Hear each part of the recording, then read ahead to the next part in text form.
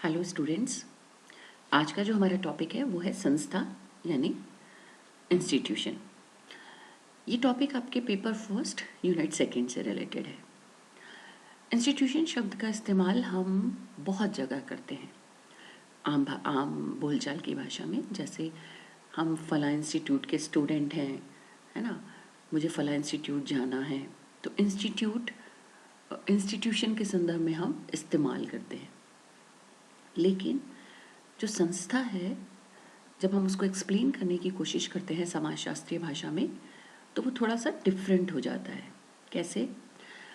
संस्था में व्यक्ति सदस्य नहीं होते, मतलब व्यक्ति जो है वो किसी भी संस्था के सदस्य नहीं होते। संस्था में जो मेंबर्स होते हैं या संस्था के जो एलिमेंट्स होते हैं वो होते हैं नियम, कानून, रूल, रेगुलेशंस। तो संस्था का मतलब हुआ रूल, रेगुलेशन, डिसिप्लिन, यानी अनुशासन, नियम, नॉर्म्स, वैल्यूज़, इन सबको हम इंस्टीट्यूशन कहते हैं। इसका अभिप्राय ये हुआ कि हर समूह में नियम, कायदे, अनुशासन, नॉर्म्स, वैल्यूज़ होते हैं, तो हर समूह में इंस्टीट्यूशन होता है। क्योंकि हर समूह में संस्था होती है, इट मीन्स नियम, कायदे हर समूह में होते हैं। और अच्छे से हम एक्सप्लेन करने की कोशिश करते हैं कि संस्था जो है वो हो गया कार्य प्रणाली, यानी कार्य करने के तरीके। तो कार्य प्रणाली, नियम, अनुशासन, मूल्य, इन सब का समुच्चय है, इन सब का जो संकलन है वो सब संस्था कहलाता है। और हर समूह में जितने भी सामाजिक समूह हैं सोसाइटी में, सभी समूह में संस्था होती है, क्योंकि सभी समूह में कार्य करने के कोई ना कोई नियम, कायदे, अनुशासन, कार्य प्रणाली, प्रतिमान, मूल्य होते हैं। ठीक है, तो संस्था अपने आप में समूह नहीं है, संस्था हर समूह का एक हिस्सा है, क्योंकि कोई भी समूह बिना संस्था के एग्जीक्यूट नहीं कर सकती या कार्य नहीं कर सकती। ठीक है, और अगर हम संस्था का या नियमों का उल्लंघन करते हैं तो वो सामाजिक नियमों का यानी समाज का उल्लंघन हो जाता है। क्लियर है? चलिए अब हम इसको और अच्छे से एक्सप्लेन करने की कोशिश करते हैं।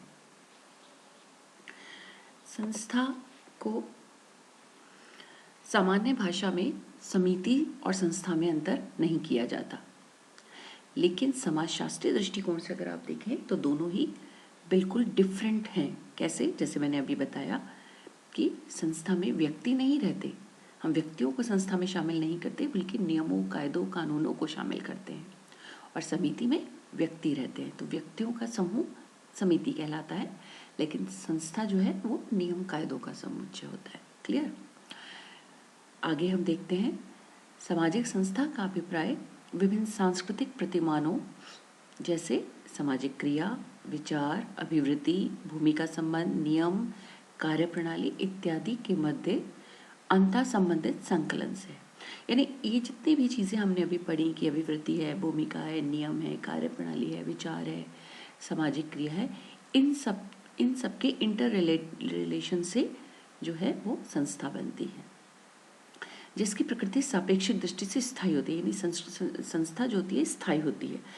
एग्जाम्पल के लिए विवाह है, विवाह एक संस्था है क्योंकि उसमें नियम है, कायदे हैं, क्या क्या करना है। जब दो लोगों को आपस में एक संबंध में आप बांधते हैं, लड़का और लड़की को यानी वर और वधू को, और उनके मध्य जो भी नियमों का पालन किया जाता है, उस संबंध को बांधने के लिए जिस भी नियमों का पालन किया जाता है, सप्तपदी की जाती है, कन्यादान किया जाता है, फेरे लिए जाते हैं, है ना, वो सारी चीज़ें क्या है, संस्था का हिस्सा है, क्योंकि वो सब नियम है, कायदे हैं। तो वो सब सापेक्षिक दृष्टि से स्थायी होते हैं। संस्था बहुत जल्दी नहीं बदलती है, स्थिर होती है। सदियों से ये संस्था चली आ रही है, वही नियम, कायदे चले आ रहे हैं। थोड़ा बहुत मॉडिफिकेशन हो जाता है या उसको करने का तरीका बदल जाता है, लेकिन नियम, कायदे वही रहते हैं। तो संस्था सापेक्षिक रूप से स्थायी होती है, जिनके उपयोग द्वारा सामाजिक आवश्यकताओं को पूरा किया जाता है। संस्था बनाई क्यों जाती है, सवाल उठता है। तो ये परिभाषा बताती है कि संस्था का उपयोग सामाजिक आवश्यकताओं को पूरा करने के लिए किया जाता है। अगर नियम, कायदे नहीं होंगे तो सामाजिक आवश्यकताओं को एक कंप्लीट फॉर्म में पूरा नहीं किया जा सकता या समाज में अव्यवस्था फैल सकती है। तो कानून और कायदे इसलिए बनाए गए या संस्था का निर्माण इसलिए किया गया ताकि मनुष्य अपनी आवश्यकताओं को पूरा कर सके और समाज द्वारा स्वीकृत तरीके से समाज में अव्यवस्था या असंगठन उत्पन्न न हो सके।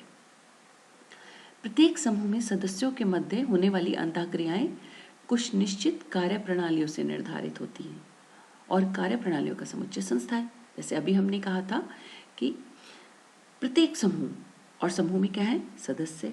तो जो भी वो आपस में बातचीत अंतःव्यवहार करते हैं, अंतःक्रियाएं करते हैं, उन अंतःक्रियाओं को, उन व्यवहारों को करने की कोई ना कोई निश्चित कार्य प्रणाली होती है, वो तय होती है।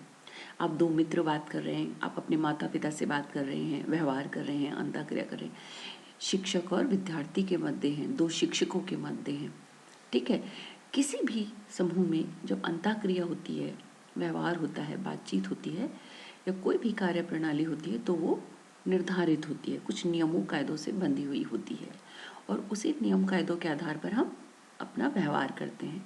वही नियम कायदे क्या है, संस्था, इंस्टीट्यूशन। नेक्स्ट स्लाइड में हमने क्लियर कर रखा है कि संस्था में अंतर्निहित तत्व जैसे विचार, नियम, कार्य प्रणाली इत्यादि होते हैं और ये जब चूंकि अमूर्त होते हैं, अमूर्त मतलब जिन्हें देखा नहीं जा सकता। आप व्यवहार कर रहे हैं, आपके व्यवहार करने के पीछे जो नियम है वो दिखाई नहीं देते, लेकिन आप समझते हैं, लेकिन वो आप उन्हें देख नहीं सकते, तो ये अमूर्त होते हैं। इसलिए संस्था भी अमूर्त है। यानी संस्था को निर्मित करने वाले जो तत्व हैं जैसे विचार, नियम, कार्य प्रणाली, है ना, अभिवृत्ति, भूमिका संबंध, ये सब चूंकि दिखाई नहीं देते, अमूर्त होते हैं, इसलिए संस्था भी एक अमूर्त अवधारणा है, यानी दिखाई नहीं देती। व्यक्ति जो है नियमों की सदस्यता ग्रहण नहीं कर सकता, इसलिए हम कह सकते हैं कि हम समूह के तो संस्था सदस्य हो सकते हैं लेकिन संस्थाओं के नहीं। जैसे अभी मैंने बताया था कि हर समूह में व्यक्ति तो हो सकता है, व्यक्ति समूह का सदस्य हो सकता है लेकिन संस्थाओं का नहीं। क्यों? क्योंकि संस्था का मतलब नियम कायदे, तो हम कायदों के नियम, रूल, रेगुलेशन, अनुशासन, अभिवृत्ति, इनके सदस्य नहीं हो सकते, इनके अनुसार हमें व्यवहार करना होता है। परिवार, शिक्षा, धर्म, कानून, ये सब क्या है, सामाजिक संस्था के उदाहरण। अभी आप ये कंफ्यूज कर सकते हैं कि ये समूह भी हैं। जैसे आपने जब प्राथमिक समूह पढ़ा तो आपने कहा कि परिवार एक प्राथमिक समूह है, ठीक है। तो ये स्कूल एक समूह है क्योंकि इसमें सदस्य होते हैं, विद्यार्थी हैं, शिक्षक हैं, है ना। लेकिन जैसे कि हमने अभी कहा कि हर समूह में नियम, कायदे, कानून होते हैं, अनुशासन होते हैं जिसका हमें पालन करना होता है ताकि वो समूह प्रभावशाली तरीके से सभी लोगों की आवश्यकताओं को पूरा कर सके। तो ये समूह को हम संस्था के उदाहरण में भी गिनते हैं और समूह के भी। तो परिवार, शिक्षा, धर्म, कानून, ये सब क्या है, सामाजिक संस्था के भी उदाहरण हैं। अब कुछ परिभाषाओं पे हम रोशनी डालते हैं। जैसे रैडक्लिफ ब्राउन, वो ये कहते हैं कि सामाजिक संस्था क्रिया करने से संबंधित प्रतिमानों का वह व्यवस्थित स्वरूप है जिसे किसी सामाजिक समूह अथवा वर्ग के द्वारा मान्यता प्राप्त है। ब्राउन इस संदर्भ में परिवार, धर्म, कानून को संस्था मानते हैं, ठीक है। मैलिनोस्की कहते हैं कि सामाजिक संस्था नियमों, कार्यप्रणालियों, क्रियाओं की समग्र जटिलता है, यानी इन सब से मिलकर बनती है, जिसके द्वारा क्या होता है, आवश्यकताओं की पूर्ति होती है। अर्थात प्रकारात्मक आवश्यकताओं की पूर्ति हेतु हम जिन नियमों का पालन करते हैं या क्रियाएं करते हैं वो संस्था है। आप किसी भी परिभाषा को देख लीजिए, चाहे वो रैडक्लिफ ब्राउन हो, चाहे मैलिनोस्की, जितने भी नियम, कानून, प्रतिमान होते हैं उन सब से मिलकर संस्था बनती है। और वो सभी क्यों बनती है? क्योंकि मनुष्य की आवश्यकताओं की पूर्ति कर सके। चलिए अब हम पढ़ते हैं संस्था की विशेषताएं। मोटे तौर पर कुछ विशेषताओं की हम यहाँ चर्चा करेंगे। सामाजिक संस्था सामाजिक रीति रिवाजों का एक व्यवस्थित संकलन है। ऑब्वियसली है कि समाज में जो भी किसी समूह में रीति रिवाज होते हैं, जैसे मैंने कहा था अभी विवाह, तो विवाह के समय जो रीति रिवाज होते हैं, है ना, आपने देखा होगा कि सप्तपदी होती है, कन्यादान होता है ना, फेरे जो लिए जाते हैं। उससे पहले बहुत अलग अलग रिलीजन्स में अलग अलग तरह के रीति रिवाज किए जाते हैं विवाह के समय। अलग अलग जातियों में अलग अलग रीति रिवाज होते हैं। तो उन सब का संकलन संस्था कहलाता है। अभी हमने पहले भी डिस्कस किया था कि सामाजिक संस्था क्या होती है, स्थायी होती है, क्योंकि जो संस्था के जो नियम कायदे कानून होते हैं वो बहुत तेजी से नहीं बदलते, बहुत आसानी से नहीं बदलते, और वो लंबे समय से चले आ रहे हैं, इसलिए ये स्थायी रूप से सापेक्ष रूप से स्थायी अवधारणा है। सामाजिक संस्था निर्धारित उद्देश्य या उद्देश्यों को सुनिश्चित रूप से परिभाषित करती है, यानी हर संस्था का कोई ना कोई निर्धारित उद्देश्य होता है। ठीक है, जैसे विवाह संस्था है, उसमें नियमों का पालन क्यों किया जाता है या उस संस्था को क्यों निर्धारित किया गया है, ताकि कुछ निश्चित नियमों का पालन करके उस संबंध को विकसित किया जा सके। वर और वधू या लड़का और लड़की को एक बंधन में बांधा जा सके, और उसे बंधन में बांधने के लिए कुछ निश्चित नियम बनाए गए हैं। तो निश्चित उद्देश्यों को पूरा करने के लिए संस्था का निर्माण किया जाता है। प्रत्येक सामाजिक संस्था में कुछ ऐसे प्रतीक होते हैं, प्रतीक यानी सिंबल्स होते हैं, जिनके माध्यम से उस संस्था को हम समाज की अन्य संस्थाओं से या समूहों से पृथक कर सकते हैं। आप देखिए, धर्म का एक अलग प्रतीक होता है, गुरुद्वारा है, मस्जिद है, मंदिर है ना, गिरजाघर है। तो जितने भी ये धार्मिक संस्थान हैं, इन सब के अलग अलग प्रतीक हैं। तो आप एक रिलीजियस इंस्टीट्यूशन को दूसरे रिलीजियस इंस्टीट्यूशन से आसानी से पृथक कर सकते हैं कि मंदिर है या मस्जिद है, गुरुद्वारा है। ऐसी शिक्षा, स्कूल्स, कॉलेज के मार्ग जो प्रतीक होते हैं, उनके माध्यम से हम अलग कर सकते हैं। तो एक संस्था को दूसरी संस्था से पृथक किया जा सकता है ऑन द बेसिस ऑफ प्रतीक, सिंबल, जो उनके प्रतीक होते हैं उनके आधारों पर। सामान्यतः सामाजिक संस्थाओं के साथ लिखित नियम और कार्य प्रणालियां जुड़ी होती हैं। सामान्यतः कुछ ऐसी भी संस्थाएं हैं जो मौखिक होती हैं, है ना। प्राचीन समय में चूंकि लिखित कुछ भी नहीं होता था, मौखिक होता था, वर्बल होता था, तो ऐसा नहीं था कि उनको हम संस्था की संज्ञा नहीं देते। लेकिन सामान्यतः हम अगर बात करें तो संस्थाएं जो होती हैं वो लिखित नियम और कार्य प्रणालियों पर आधारित होती हैं, ताकि कोई अगर उसका विरोध कर रहा है तो लिखित स्वरूप के आधार पर हम उसकी व्याख्या कर सकते हैं।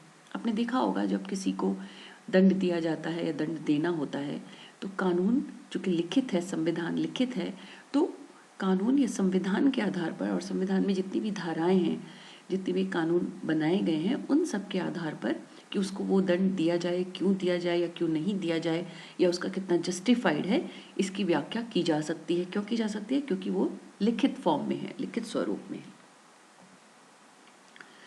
अब बात करते हैं हम संस्थाओं के प्रकार की। बहुत सारे थिंकर्स हैं जिन्होंने अलग अलग प्रकार दिए हैं, तो हमने यहाँ कुछ 3-4 प्रकारों की बात करने की कोशिश की है। जैसे सबसे पहले हम लेते हैं समनर को। समनर ने 2 प्रकार की संस्थाएं बताई हैं, अनिवार्य संस्थाएं और अभिनीत संस्थाएं। हिंदी ट्रांसलेशन हो सकता है इसका थोड़ा सा टिपिकल लगे तो कोअर्सिव इंस्टीट्यूशन और एनेक्टेड इंस्टीट्यूशंस। जो कोअर्सिव होती हैं, यानी कोअर्सिव का मतलब होता है जो दबाव मूलक होती है, जिनका पालन करना ही है। तो अनिवार्य संस्थाएं वे संस्थाएं जो समाज के विकास के साथ स्वाभाविक रूप से विकसित होती जाती हैं, जिनको आप जानबूझकर नहीं करते, इंटेंशनली नहीं करते, वो नेचुरल उनका डेवलपमेंट होता है, जैसे संपत्ति, विवाह, धर्म। तो जैसे जैसे आपने जब पढ़ा, इवोल्यूशंस पढ़ा, उद्विकास पढ़ा, तो आपने देखा कि कैसे कैसे समाज विकसित हुआ, उसमें परिवार आया, उसमें विवाह आया, धर्म आया। तो ये संस्थाएं जो हैं धीरे धीरे स्वाभाविक रूप से समाज के विकास के साथ साथ स्वयं ही विकसित होती चली जाती हैं। तो ऐसी संस्थाओं को आप कोअर्सिव इंस्टीट्यूशन या अनिवार्य संस्थाएं कहते हैं। इनेक्टेड इंस्टीट्यूशंस यानी अभिनीत संस्थाएं, वे संस्थाएं जो मनुष्य निश्चित उद्देश्यों की पूर्ति के लिए जानबूझकर निर्मित करता है, यानी सप्रयास, जिसके लिए प्रयास करके या जानबूझकर जिन्हें निर्मित करता है। कौन कौन सी? वित्तीय संस्थाएं यानी फाइनेंशियल इंस्टीट्यूशंस हैं, स्कूल्स हैं, कॉलेज है, यूनिवर्सिटीज़ हैं, कॉरपोरेशंस हैं, निगम हैं। ये सब वो हैं जिन्हें व्यक्ति अपनी आवश्यकताओं की पूर्ति के लिए या निश्चित उद्देश्यों को पूरा करने के लिए जानबूझकर यानी प्रयास पूर्वक विकसित करता है। नेक्स्ट है बेलार्ड के अनुसार। बेलार्ड ने भी दो प्रकार के इंस्टीट्यूशंस की चर्चा की, एक बेसिक इंस्टीट्यूशंस यानी मूलभूत संस्था और दूसरा सहायक संस्था सब्सिडरी इंस्टीट्यूशंस। बेसिक इंस्टीट्यूशंस यानी वो संस्थाएं जो सामाजिक संतुलन को बनाए रखने के लिए अनिवार्य हैं, यानी समाज बैलेंस्ड रहे, संतुलित अवस्था में रहे तो कुछ संस्थाएं कार्य करते हैं, जैसे परिवार, धर्म, राज्य। क्यों है ये बेसिक? क्योंकि ये समाज में बैलेंस लाती हैं, समाज को विघटन की स्थिति से बचाती हैं। परिवार के जो नियम है आप देखिए, वो समाज को, परिवार के सदस्यों को अनुशासन में रहना सिखाता है, व्यवहार करना, नियमों का पालन करना सिखाता है। धर्म है वो एक कंट्रोलिंग एजेंसी है, सही गलत में अंतर करना सिखाता है, पाप पुण्य में अंतर करना सिखाता है। राज्य है, हमें किस प्रक्रिया में कैसे एंटर होना है, क्या हमारे अधिकार क्षेत्र में आता है, क्या हमारे कर्तव्य ड्यूटीज़ में आता है, उन सबको एक्सप्लेन करता है। तो परिवार, धर्म, राज्य ये वो मूलभूत या वो बेसिक इंस्टीट्यूशंस हैं जो समाज में बैलेंस बनाए रखने के लिए या समाज को संगठित बनाए रखने के लिए अनिवार्य है। दूसरा है सहायक संस्था यानी सब्सिडरी इंस्टीट्यूशंस। ये वो संस्थाएं होती हैं जो हमारी सेकेंडरी नीड्स को पूरा करती हैं। सेकेंडरी नीड्स से मतलब है और समाज में संतुलन की निरंतरता के लिए इन्हें आवश्यक तो नहीं माना जा सकता, लेकिन हाँ ये हमारी आवश्यकताओं को पूरा जरूर करती हैं, कुछ आवश्यकताओं को पूरा करती हैं। जैसे मनोरंजनात्मक संस्थाएं, जैसे आपके ये सिनेमा, टीवी से रिलेटेड जो संस्थाएं हैं ये आपको मनोरंजन करती हैं, स्पोर्ट्स हैं। तो ये बैलेंस समाज में संतुलन बनाए रखने के लिए इनका होना कंपलसरी नहीं है, लेकिन व्यक्तित्व संतुलित होता है इससे मनुष्य का, क्योंकि मनोरंजन, खेल ये सब भी हमारे जीवन में उतने ही आवश्यक हैं जितनी हमारी प्राथमिक आवश्यकताएं। तो हमारी आवश्यकताओं को तो पूरा करता है, लेकिन सेकेंडरी आवश्यकताओं को। ठीक है। नेक्स्ट है गिलिन और गिलिन के अनुसार। पहला है इनका सामाजिक मान्यता प्राप्त संस्था। इसमें वो संस्थाएं सम्मिलित होती हैं जिन्हें संपूर्ण समाज व्यवस्था स्वीकृति प्रदान करती है, यानी संपूर्ण समाज जिन्हें स्वीकार करे, जैसे राज्य, कानून, व्यापार। आपने देखा होगा जैसे ट्रेड यूनियंस होते हैं, तो ट्रेड यूनियंस जो होते हैं व्यापार संघ होते हैं, यानी जितने भी आप देखते हैं मार्केट्स है, किसी भी चीज़ का मार्केट है, जैसे हम कहें ज्वेलर्स, तो ज्वेलर्स जितने भी व्यापारी हैं जो सोने चांदी से संबंधित काम करते हैं, उनका एक संगठन बना लेते हैं। वो जितने भी दुकानदार और व्यापारी होते हैं, वो बिजनेसमैन होते हैं, बिजनेस करते हैं बाजार में, वो सब अपना एक संघ या संगठन बना लेते हैं, ग्रुप बना लेते हैं। और उस ग्रुप में वो एक लीडर चुनते हैं, एक सेक्रेटरी है, सचिव है, एक ट्रेजरर है, ऐसे चुनते हैं। और वो उन सब के कुछ नियम कायदे होते हैं, चुनाव करते हैं, वो चुनाव के माध्यम से किसी को अपना लीडर चुनते हैं और नियमों के हिसाब से कब मीटिंग होगी, कैसी होगी, क्या नियम कायदे होंगे, कब आपको छुट्टी रखनी है, ऐसे बहुत सारी चीज़ें। फेस्टिवल कैसे जब आते हैं तो आपका क्या प्रोग्राम रहेगा, प्लानिंग रहेगी, क्या रूल रेगुलेशंस रहेंगे। इस तरह से हर जो समूह है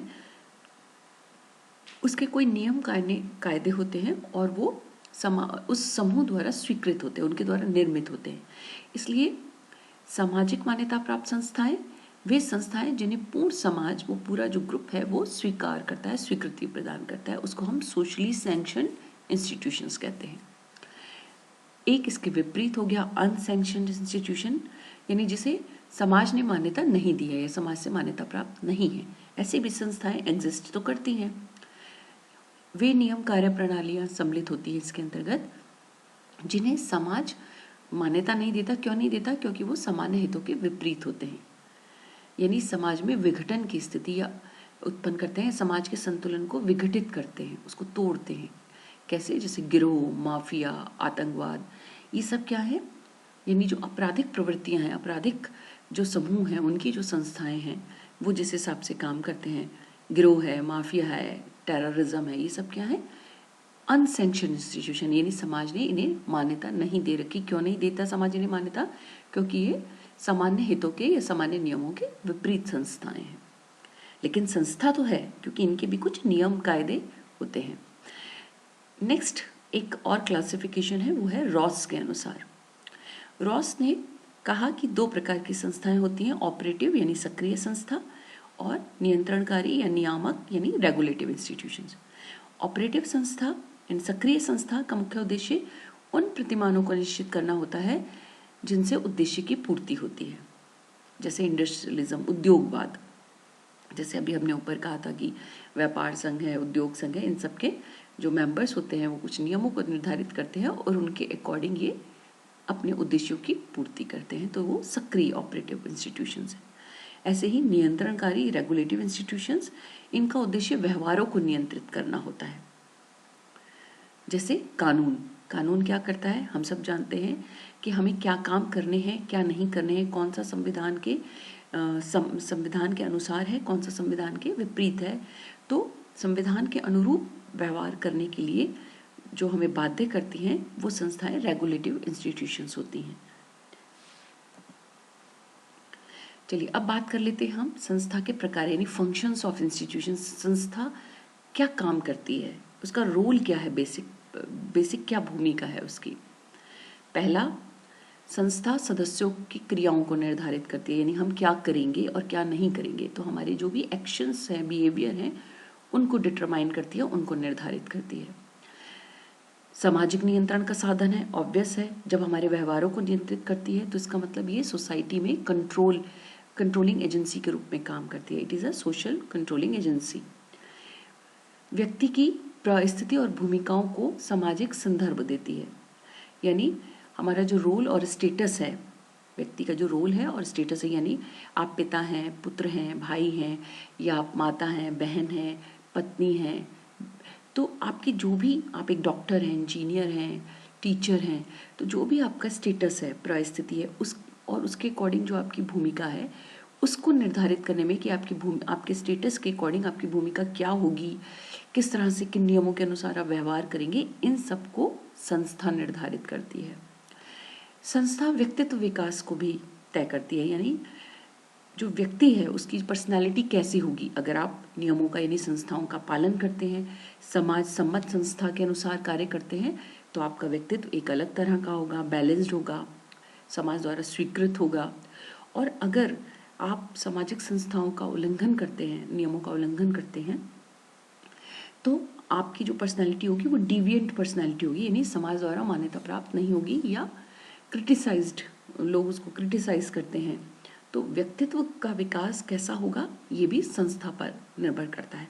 तभी आपने देखा होगा कई बार कहा जाता है कि किसी व्यक्तित्व को देखकर अगर आपको कोई ऐसी पर्सनैलिटी, निगेटिव पर्सनैलिटी या देखते हैं, या ऐसा व्यक्ति को देखते हैं कि वो समाज द्वारा मान्यता प्राप्त तरीकों से व्यवहार नहीं करता है, तो आप उसको क्रिटिसाइज करते हैं। तो हर व्यक्ति का व्यक्तित्व निर्धारित होता है संस्था से कि वो उसने किन संस्थाओं के बीच में पला बड़ा है और किन का पालन किया है। अनेक परंपरागत संस्थाएं सामाजिक विकास की प्रक्रिया में बाधक तत्व की भूमिका निभाकर गतिशीलता और असंतुष्टि को जन्म देती हैं। ये भी एक सत्य है कि कुछ ऐसी परंपरागत, जैसे हमने कहा था कि पहले समय में लिखित में संस्था नहीं होती थी, मतलब नियम कायदे कानून वर्बल हुआ करते थे, मौखिक हुआ करते थे। दूसरी चीज, कुछ परंपरागत संस्थाएं ऐसी थीं जो मनुष्य की जो भूमिका है उसमें बाधा या असंतुष्टि उत्पन्न करती थी, जिसका परिणाम सकारात्मक और नकारात्मक दोनों हो सकता था। उदाहरण के लिए जैसे भारत में धर्म की भूमिका का परिणाम सकारात्मक भी हो सकता है और नकारात्मक भी। ठीक है, तो भारत में धर्म की भूमिका को हम इस संदर्भ में देख सकते हैं। अगर धर्म कैसे, इसे हम और एक्सप्लेन करते हैं। अगर धर्म समाज में लोगों को नियंत्रित कर रहा है, लोगों को व्यवहार को सही गलत का अंतर बता रहा है, पाप पुण्य का अंतर बता रहा है, उन्हें सही नियम निर्देशों का पालन करना सिखा रहा है, तो ये धर्म की सकारात्मक भूमिका है। लेकिन अगर हम धर्म का उपयोग करके दूसरों को परेशान कर रहे हैं या समाज में विघटन उत्पन्न कर रहे हैं, धर्म के नाम पर भेदभाव कर रहे हैं, दंगे कर रहे हैं, झगड़ा कर रहे हैं, तब ये धर्म की नकारात्मक भूमिका हो जाती है। तो एक ही संस्था एक सकारात्मक भूमिका भी निभा सकती है और नकारात्मक भी। अब देखिए, हमने जो शुरू में बात की थी कि संस्था और समिति दोनों अलग अलग अवधारणाएं हैं। सामान्यतः लोग एक ही समझ लेते हैं, इंस्टीट्यूशन और एसोसिएशन को। ठीक है, क्या अंतर है? समिति सामाजिक इकाइयों से निर्मित एक सामाजिक समूह है। सामाजिक इकाई मतलब व्यक्ति।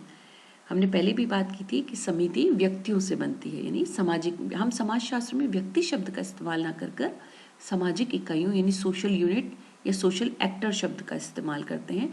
तो आप कहीं भी कंफ्यूज मत होइए, जहाँ लिखा है सामाजिक इकाई वहाँ मतलब है व्यक्ति से, सामाजिक प्राणी से। तो समिति सामाजिक इकाइयों से निर्मित होने वाला एक समूह है। और संस्था नियम, कार्यप्रणाली, प्रतिमान, कानूनों से निर्मित होती है। ठीक, इसका मतलब क्या हुआ कि संस्था प्रथाएं, परंपराएं, नियम विनियम होते हैं जिनका सामाजिक इकाइयां पालन करती हैं। और सामान्य समिति क्या है? वो सामान्य हितों को पूरा करने के लिए निर्मित एक समूह है। सामाजिक समिति शब्द, जब हम समिति को पढ़ेंगे तो आपको संस्था और ज्यादा क्लियर होगा।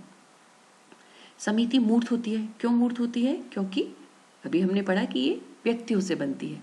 तो सामाजिक प्राणियों से निर्मित होने वाला समूह दिखाई देगा क्योंकि व्यक्ति दिखाई देते हैं।